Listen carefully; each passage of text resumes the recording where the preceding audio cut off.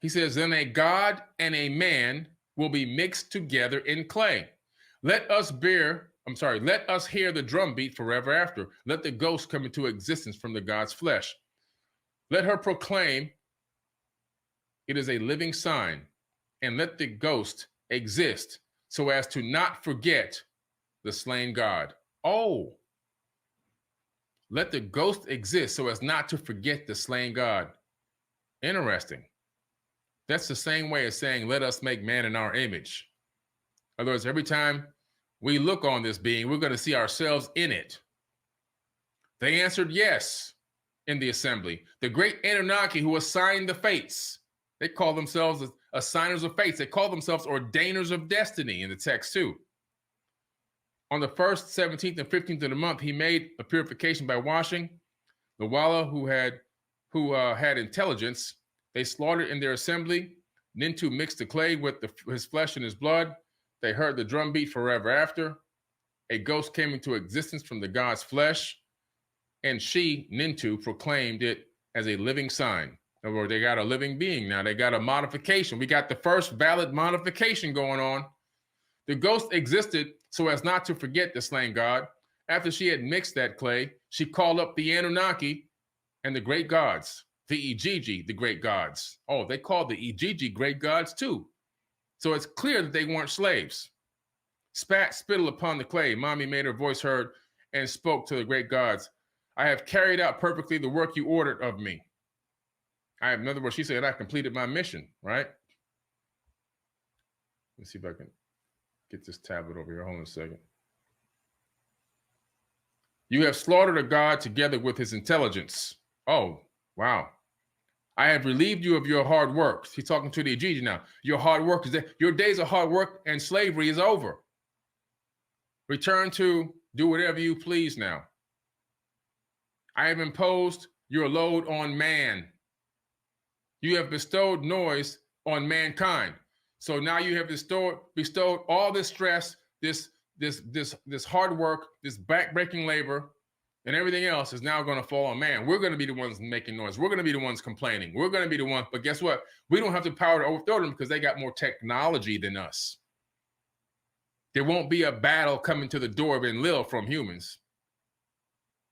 I have undone the fetter and granted freedom. So the Ijiji now, she's saying, look, you guys are free to do whatever you want. They listened to this speech of hers, and they were freed from anxiety and kissed her feet.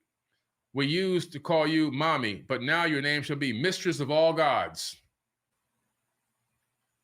Far-sighted Enki and wise mommy went to the room of fate. The womb goddess were assembled. He trod the clay in her presence. She kept reciting an incantation for Enki, staying in her presence, made her recite it. When she finished her incantation, she pinched off 14 pieces, and 7 pieces to the right and 7 on the left. Between them, she put a mud brick.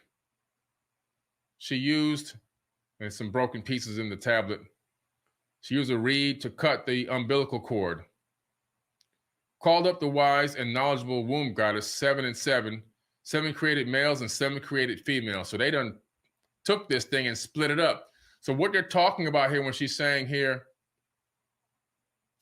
7 pieces on the right and 7 pieces on the left, we're talking about cell division.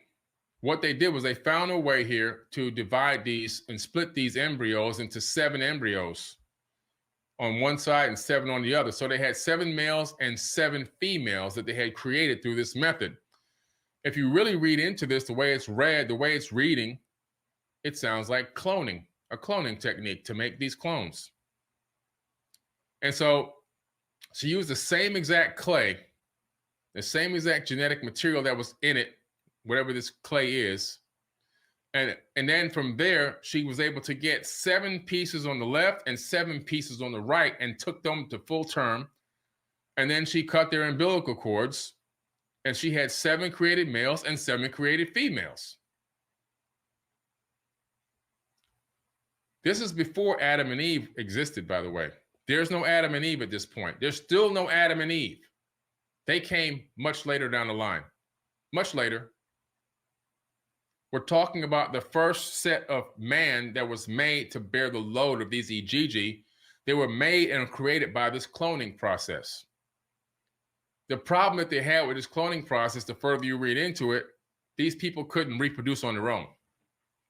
They couldn't actually have sex together and make their own babies. That was the problem. So they had to keep going through this process of like continuing to make these people by this cloning method. And it was a lot of work.